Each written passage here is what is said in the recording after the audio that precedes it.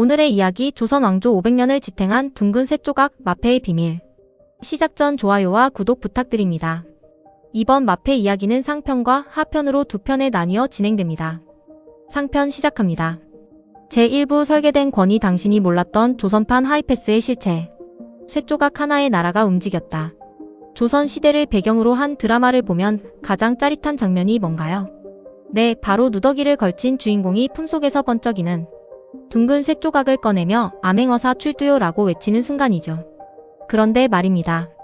여러분은 혹시 그 둥근 쇠조각 마패의 뒷면을 본 적이 있으신가요?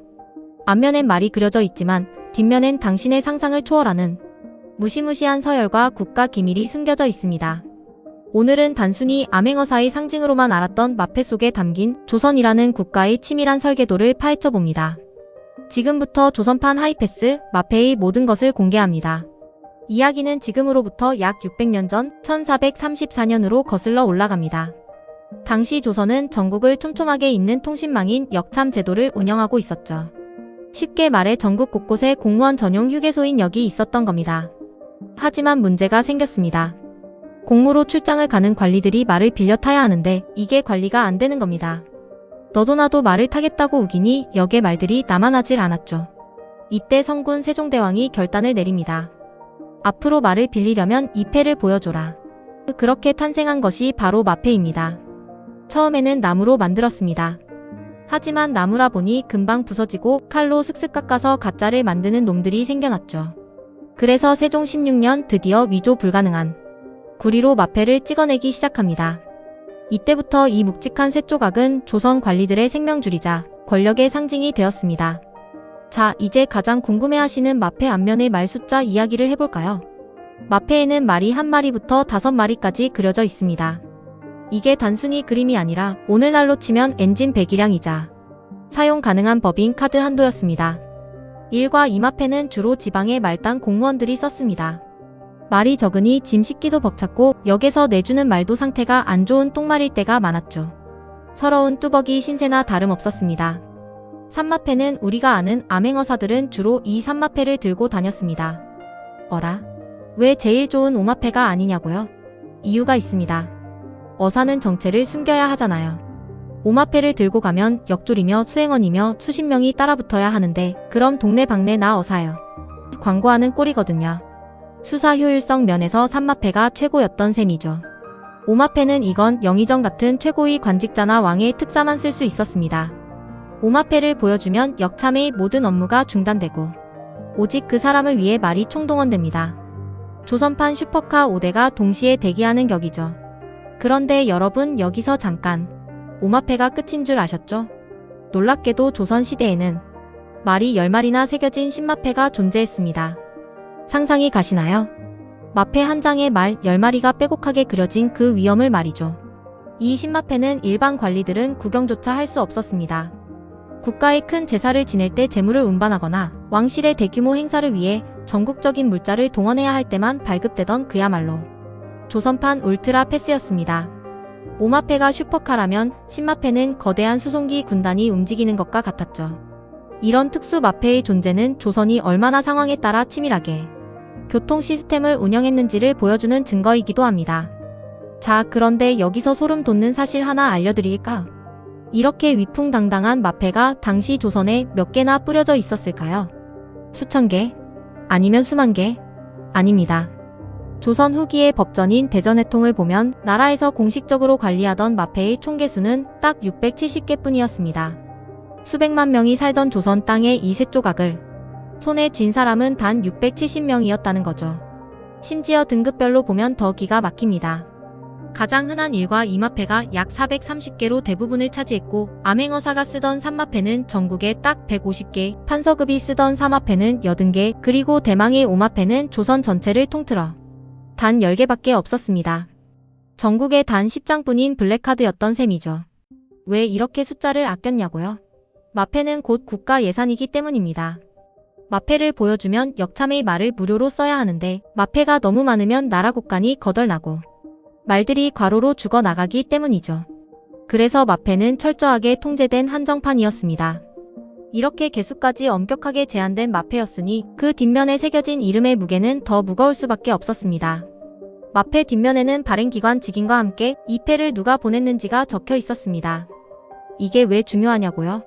길거리에서 마패 든 사람끼리 마주쳤을 때 서열 정리를 해야 했기 때문입니다. 대전 마패는 임금님의 명령입니다. 말이 한 마리뿐인 일마패라 할지라도 뒷면에 대전이 적혀 있으면 그건 왕의 목소리입니다. 오마패 든 판서라도 대전 마패를 든 전령이 오면 길 옆으로 비켜나 먼지를 뒤집어 써야 했습니다. 중전마패와 대비전마패는 왕비님과 대비님의 명령입니다. 조선은 효를 중시했기에 대비전 마패의 권위도 대단했습니다. 주로 왕실 안살림이나 문안 인사를 위해 쓰였죠. 동국마패와 빈국마패는 미래의 왕, 세자와 세자빈의 명령입니다. 아직 왕은 아니지만 권력의 2인자들이 내리는 패였기에 지방 관청에서는 대전 마패 못지않게 벌벌 떨며 대접했습니다. 자, 그럼 이 소중한 마패를 잃어버리면 어떻게 될까요? 죄송합니다. 다시 만들어주세요 하면 끝날까요? 천만의 말씀입니다.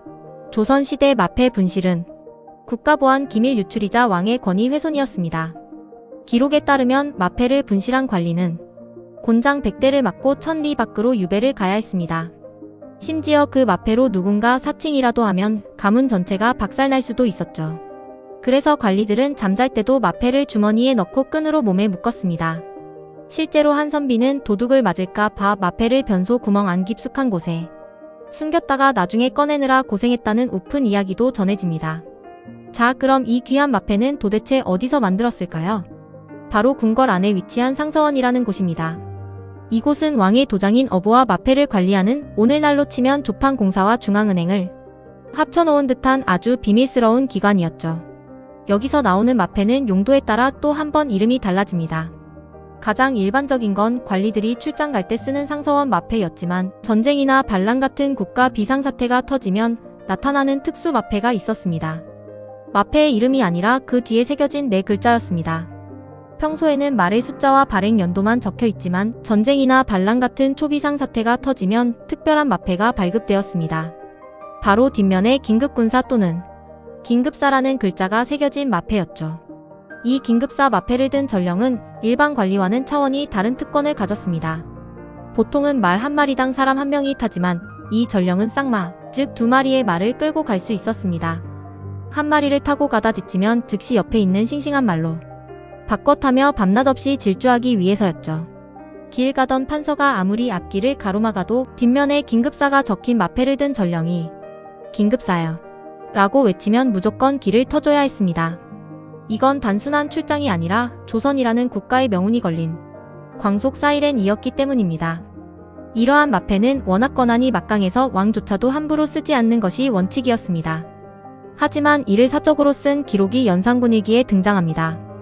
연산군은 전국 각지의 맛있는 음식을 누구보다 빨리 맛보고 싶어 했습니다. 그래서 원래 군사급보에만 써야 하는 긴급사 마패를 전령에게 주어 신선한 생선이나 과일을 한양까지 광속으로 배달하게 시켰습니다. 당시 사관들은 이를 두고 나라의 위급함을 알려야 할 패가 왕의 입맛을 위해 쓰이고 있다며 통탄하는 기록을 남겼습니다. 원래는 전쟁이나 반란 같은 국가 비상사태 때만 쓰는 최고 우선권이었습니다. 이 사각형 쇠조각 하나에 조선의 운명이 왔다 갔다 했던 긴박한 순간들이 우리 역사 곳곳에 새겨져 있습니다. 임진왜란 당시 왜군의 진격 속도가 워낙 빨랐기 때문에 긴급사 마패를 든 전령들의 역할이 매우 중요했습니다. 성이 함락되었다는 소식이나 구원병 요청을 할 때 이 마패를 보여주면 역참의 관리들은 자다가도 벌떡 일어나 가장 좋은 말을 내주어야 했습니다. 만약 말을 늦게 내주어 군사 기밀 전달이 지체되면 그 자리에서 즉형에 처할 수 있다는 엄격한 군법이 적용되었습니다. 또한 위조를 막기 위한 조선의 기술력도 대단했습니다. 마패를 만들 때 합부라는 방식을 쓰기도 했는데 마패를 반으로 쪼개서 하나는 중앙 관청에 두고 하나는 관리에게 주어 나중에 2개를 맞춰보며 진위를 가렸습니다. 오늘날의 지폐 위조 방지 기술 못지않은 철저한 보안 시스템이었죠. 지금까지 마패의 종류와 서열, 그 무시무시한 무게감에 대해 알아보았습니다. 이제 마패가 단순히 말 빌리는 표가 아니라 조선이라는 거대한 시스템을 돌리는 배터리였다는 게 느껴지시나요? 그런데 말입니다. 암행어사가 고을 수령을 벌벌 떨게 한 비결이 정말 마패 하나뿐이었을까요? 사실 암행어사의 가방 속에는 마패보다 훨씬 더 날카롭고 무서운 비밀 병기가 하나 더 들어있었습니다.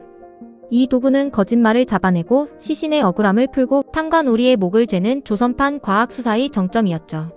과연 그 물건의 정체는 무엇일까요? 이어지는 2부에서 암행어사의 진짜 비밀 병기와 그들의 처절한 생존기를 공개합니다. 채널 고정해주세요.